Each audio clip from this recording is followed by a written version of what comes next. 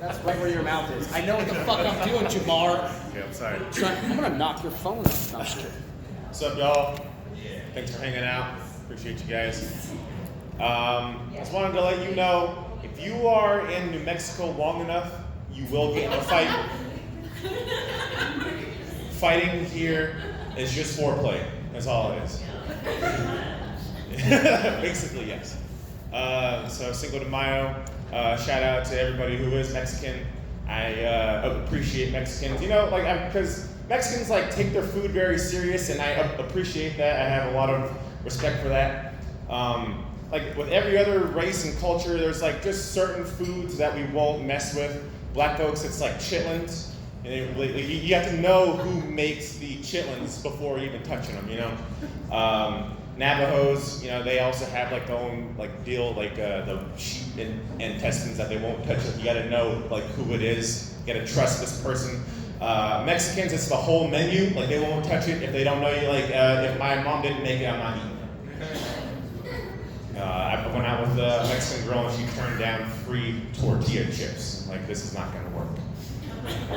I think it's cool. So there's like this village, I think in like Europe, where they communicate through whistling, and the person who did a report on them was like, this is like next level, this is freaking awesome. I'm like, Mexicans have been doing this for decades. Like, I'm pretty sure like all they do is like, hey, what's up, Holmes? I'm like, what the heck? And like the guy answers back, yeah, see? We just planned to get drinks afterwards. He said, I'm buying. That was 3 whistles. It's on me. Never mind, he just backed out. Flaky.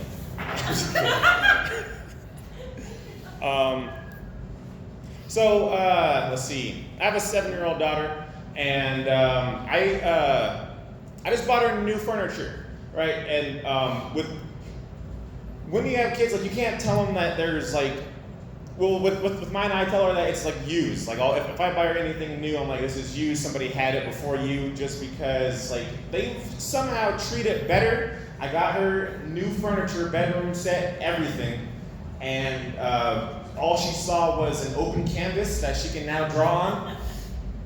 And so like it's funny because I actually watch her better when she's home rather than when we're out in public. And all I wanted was just like, don't draw on this.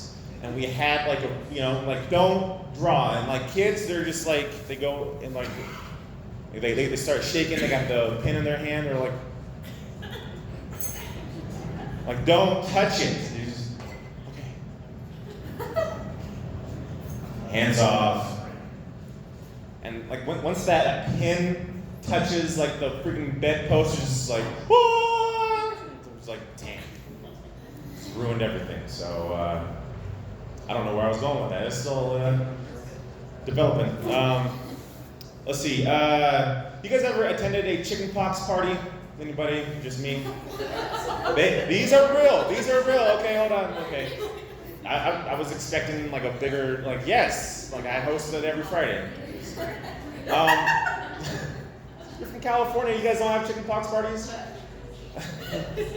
Those are very, you know. Anyway, people have chickenpox parties because, like, if you get the chickenpox, you are now immune to it, right? And so I was there. I was the one who had the chickenpox, and they put me in like this little sacrificial, like in the middle of like this ring, and people like surrounded me with all their children, and they were like, I don't know. I was like 6, so I don't know if they were humming. I don't know. Like they were doing like weird chants. And like each person came up to me and like begged me to cough on their kid to like hopefully give them chickenpox. So like I was like my throat was sore by then and like like one lady like brought her infant child and like rubbed him on my forehead. It's like thank you. I don't know. It was really weird. I don't know. She was like oh thanks. I'm like and I actually got it a second time. And my parents caught on to this, like it was a good turnout the first time. So my parents, you know, like having like 20 plus kids plus the families all in the house, they're like, we should make flyers and do a cover charge. And so they did that. They put out flyers, and on the thing it said, measles and mumps and everything nice. Praise the Lord, our boy got it twice. So, yeah, I was just handing out chicken pox. You guys, we got pizza, and it's like all chicken pox themed food. Cherry pie and whatever, pepperoni pizza only. It's pretty cool. You guys should check it out. Just waiting for Kevin to give me the light. I'm still good. Okay. Yeah. Okay. All right. I think all the greatest inventions were stolen from black people. I'm just gonna put that out there. Yes, I think so. I think behind every great inventor there was a black dude that he took the idea from. Like Henry Ford is the worst one. Model T, a brother came up with that so that he can meet up with all of his hoes in the same night. I'm just saying, okay, and then so Henry Ford sees this, right? He's like, well, I got some side bitches that I want to see, and he took the idea, and then he decided to mock the entire black community because he said, you guys can have any color of the Model T that you want as long as it's black. Think about this. Think about it. That's a direct quote. You guys can Google that shit. Ask Jeeves or something. Is that still a thing? Ask Jeeves? Can you ask Jeeves?